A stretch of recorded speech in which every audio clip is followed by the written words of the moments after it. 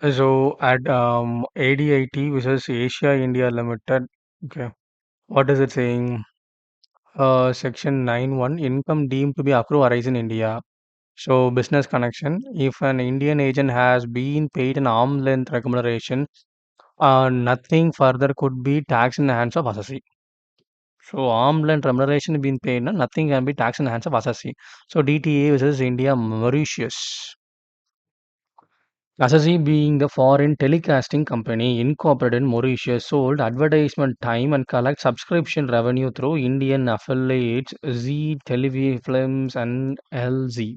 Okay, it is claimed that Assassi that is did not have any permanent establishment in India, and so no put the income was taxable in India. Further, on without prejudice being the assessee contained that if the assessee was held to have a dependent agent or permanent establishment, no further profit could be attributable to the hands of assessee as an agent have been paid arm length remuneration for the service rendered.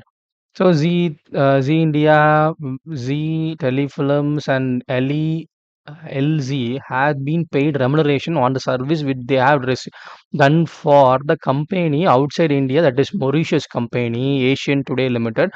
So they have business connection in India through Z Telefilms LE Limited. Okay.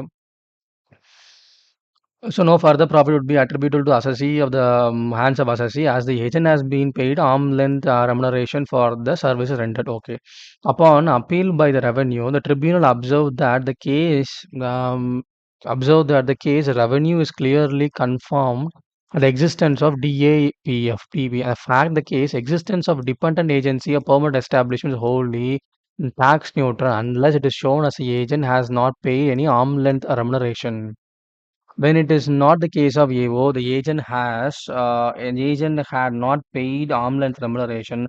The question regarding the existence of dependent agency permanent establishment under Article 5 for a whole academic questions. Okay. So what they are coming to say, upon the appeal by the revenue, the tribunal observed that the case revenue is clearly confined to existence of DAP, the fact in this case. Okay.